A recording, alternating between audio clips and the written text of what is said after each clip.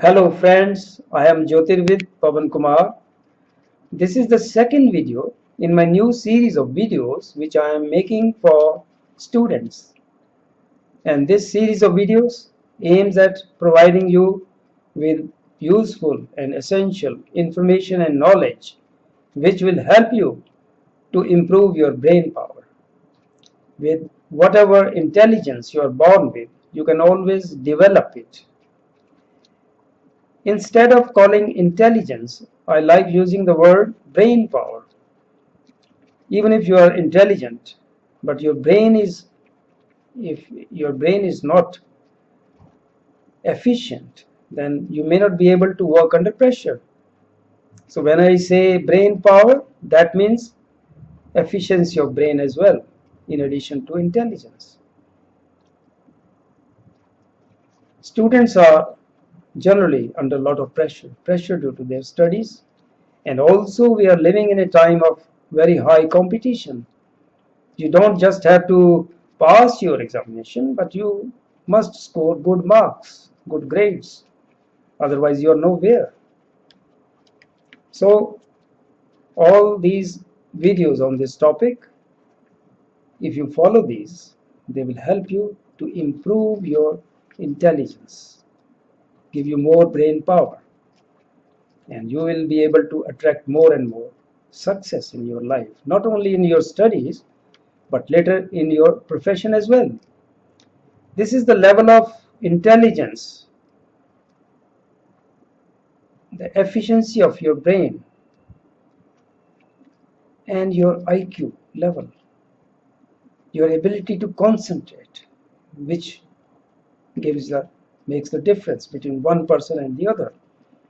If you are able to concentrate, if your awareness is increased, then you will attract more and more success in life. You must watch my previous video number 1 on this topic in this series, because in that video I have given a very useful exercise for your neck. The arteries carrying blood to the brain and veins bringing back used blood. Also, all the nerves connecting your brain to all the body parts, they pass through your neck, which is a narrow passage. So if there is any undue pressure on arteries, veins and nerves, undue stress, then your brain may not be able to give you good results. So you must follow that exercise. Now in this second video, I am going to talk about oxygen for your brain. Oxygen is very essential. And from your lungs, oxygen is carried to your brain through hemoglobin. Hemoglobin is a protein present in the red blood cells. So the hemoglobin levels in your body must be in the normal range. And this range for males is between 13.8 to 17.2 grams per deciliter. Hemoglobin level is measured in grams per deciliter. And for males, if you are a male, then your hemoglobin level must fall in this range, which is 13.8 to 17.2 grams per deciliter.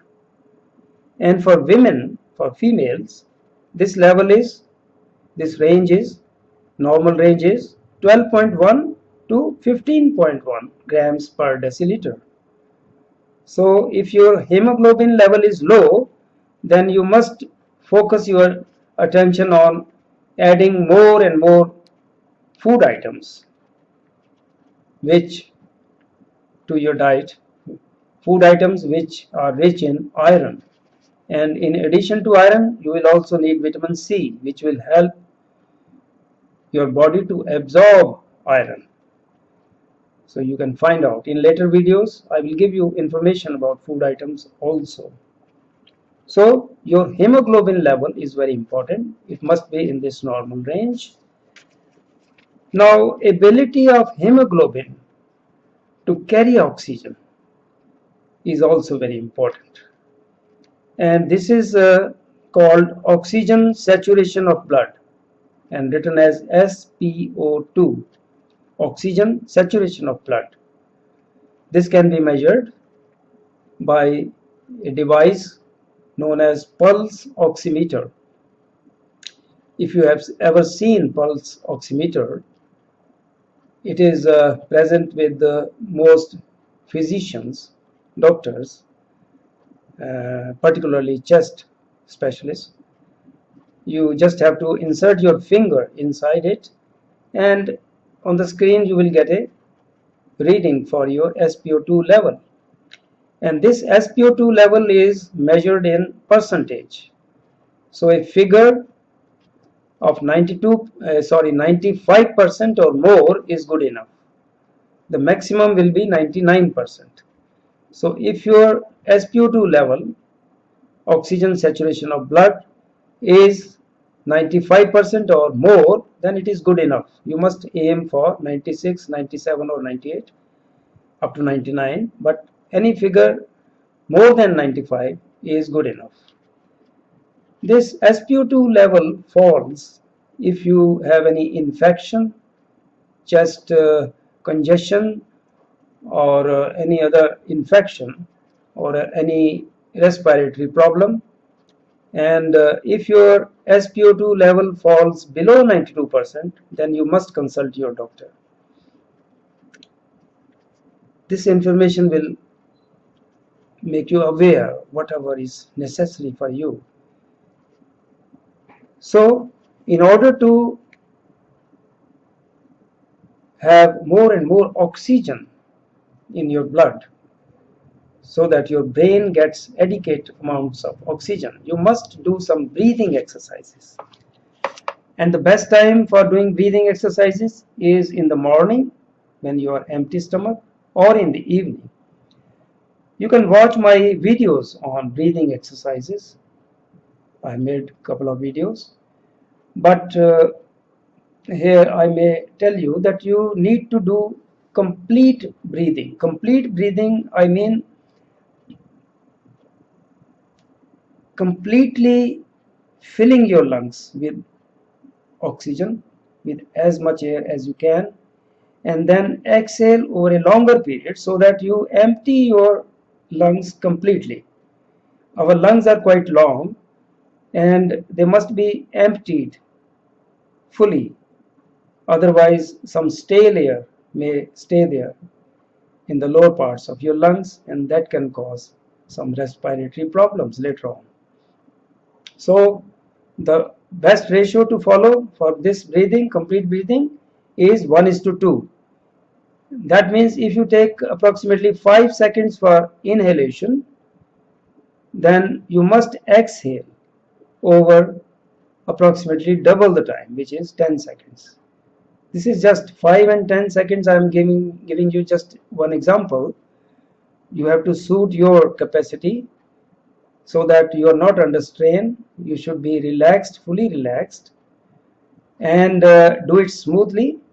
Sit somewhere where there is plenty of fresh air and keep your spine erect. I will just demonstrate. You breathe in through your nostrils and exhale through your mouth. Breathe in very slowly over certain mental count, and then without holding that breath inside, you exhale through your mouth over double the time you took for inhalation. Just for illustration, I will give you a demonstration. See, before doing this, you must empty your lungs. So exhale a little bit and then inhale.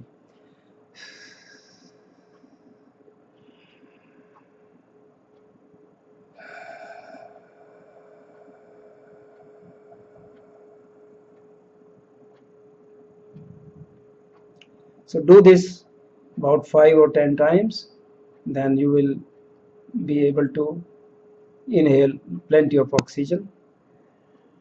You can do this in the morning as well as in the evening.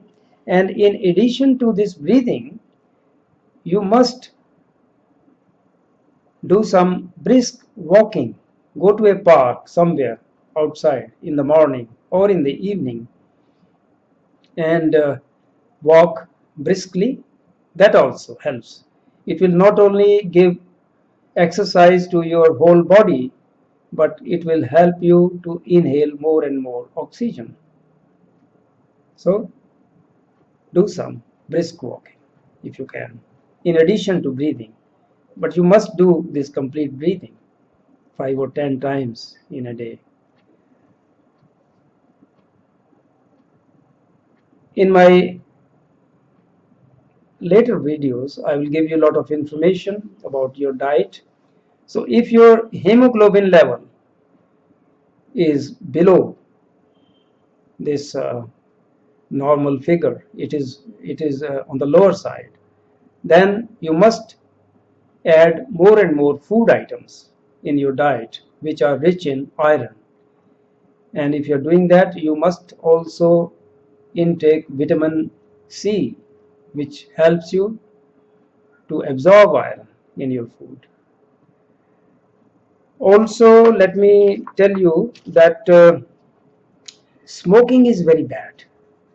Now, if you are very serious about your improving your intelligence, your IQ, your brain power, then you must understand that lungs are very important. It is only through lungs that you're going to get adequate amounts of oxygen for your brain. So don't smoke. If you are a smoker, try to quit smoking as early as possible. And if you do not smoke, that is very good, because nicotine, which is present in tobacco, that restricts your arteries, spoils your lungs. So smoking is never recommended. In my later videos, I will give you more and more useful information which will help you to increase your IQ, your brain power, and you will be able to attract more and more success in your life. I hope you like this video. Thank you for watching.